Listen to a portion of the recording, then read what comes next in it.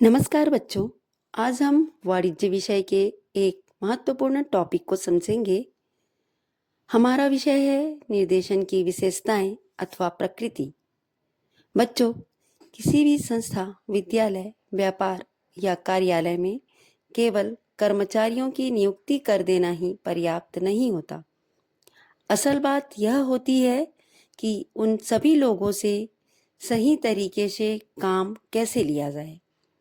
कर्मचारियों को कौन बताएगा कि क्या करना है? कौन उसका मार्गदर्शन करेगा? कौन देखेगा कि काम सही दिशा में हो रहा है या नहीं? इन सभी प्रश्नों का उत्तर है निर्देशन। सरल शब्दों में, निर्देशन वह प्रक्रिया है जिसके द्वारा प्रबंधक अपने अधीनस्थों को सही दिशा, मार्गदर्शन, प्रेरणा और नेतृत्व देता है। अब हम इनकी विशेषताओं को समझते हैं। पहला, निर्देशन गतिशीलता प्रदान करता है। बच्चों, निर्देशन संगठन को गति देता है। केवल योजना बना लेने या कर्मचारियों को रख लेने से काम अपने आप शुरू नहीं हो जाता।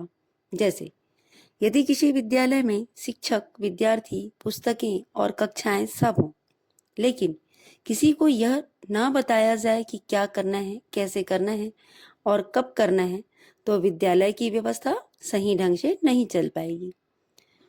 इसी प्रकार किसी संस्था में भी साधन, कर्मचारी और मशीनें सब होने के बाद भी यदि सही दिशा ना मिले तो कार्य रुक सकता है। इसलिए हम कह सकते हैं कि निर्देशन संगठन को चलाने की शक्ति देता है। दूसरी विशेषता, निर्देशन एक निरंतर चलने वाली प्रक्रिया है। बच्चों, निर्देशन कोई एक बार किया जाने वाला काम नहीं है। यह एक लगातार चलने वाली प्रक्रिया है। प्रबंधक को हमेशा यह देखना पड़ता है कि कर्मचारी कार्य सही कर रहे हैं या नहीं, उन्हें किसी सहायता की आवश्यकता है या नहीं, उन्हें प्रेरणा की जरूरत है या नहीं। यदि कार्य सही ढंग से नहीं हो रहा हो तो प्रबंधक को समय पर सुधार भी करना पड़ता है। इसका अर्थ यह है कि निर्देशन केवल आदेश देना नहीं है, बल्कि कर्मचारियों का पर्यवेक्षण करना, मार्गदर्शन देना, प्रेरित करना और गलतियों को सुधारना भी है। इसलिए कहा जाता है, निर्देशन संगठन के पूरे कार्यकाल तक चलता रहता है।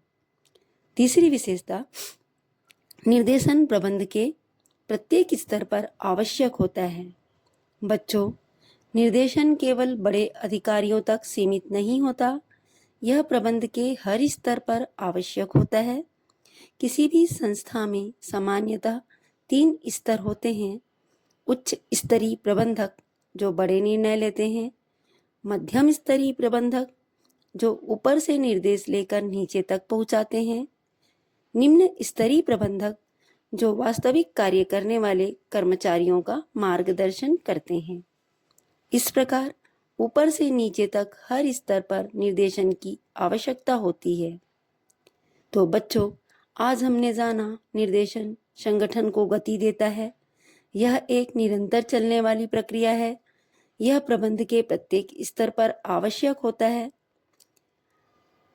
अब हम अगले वीडियो में